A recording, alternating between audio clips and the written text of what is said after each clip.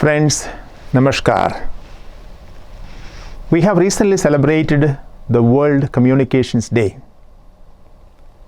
We have reflected on Holy Father Pope Francis' message to the communicators that we need to go out to meet people where and as they are.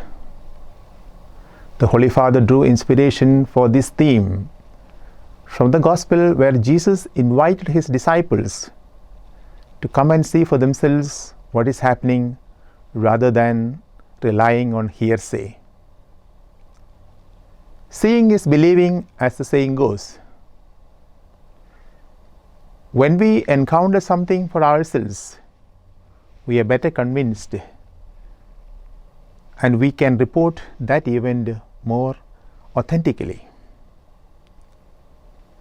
At a time like this pandemic, tens of thousands of people are suffering, and those who are fortunate enough to get medical care on time have recovered well or are on the road to recovery, while the unfortunate ones who could not get medical attention on time have paid dearly with their lives, and we feel truly sorry for them. Some of these stories are highlighted in the media, while many others do not find mention. And even the official statistics of people who are affected or dead are not always authentic for various reasons. However, at a time like this, all is not lost, dear friends, because of the committed and courageous media personnel who present themselves in actual locations where people suffer for want of medical care, oxygen, and other medical supplies.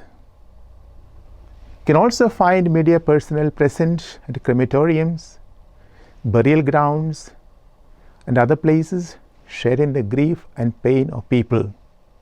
This is what exactly the Holy Father meant when he asked the communicators to hit the streets. We can have authentic news only when we are present at actual places and meet actual people.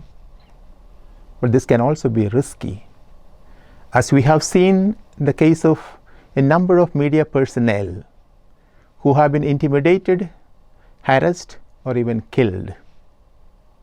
And I would consider these media personnel as the modern martyrs for truth.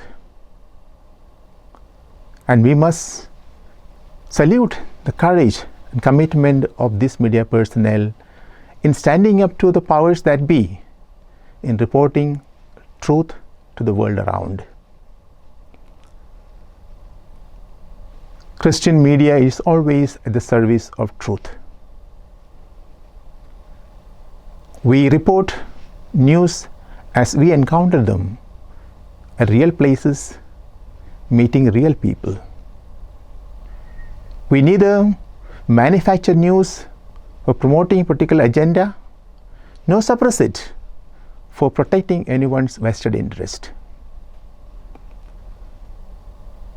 We always promote what is authentic, even when it is difficult to report.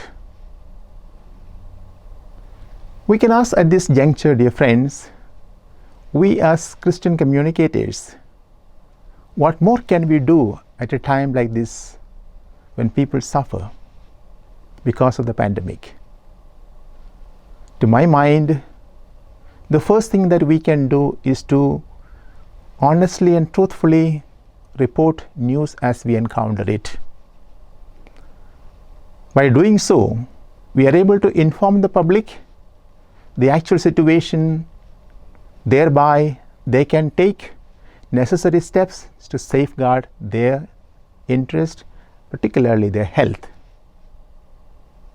Secondly, we can also be agents who instill hope at a time with so much of despair, by highlighting the success stories of those who battled successfully this pandemic and this virus. Thirdly, we can also ignite a sense of gratitude among people towards those health warriors who risked their lives so that others can live. It was reported that nearly 1,000 medical doctors died on duty in India during the first and second wave of this pandemic. People have paid dearly with their lives. We must be grateful to those who are in the front line, helping people in need. And fourthly, it's also important to highlight the generous individuals and organizations that have come forward with assistance to people in need, with their donations, with their time, skill, and other resources. In short, dear friends, we have a task at hand to be at the service of truth and humanity. As the Holy Father rightly says, we must go beyond ourselves and set out in search of truth. And we know, dear friends, truth ultimately sets us free. Thank you.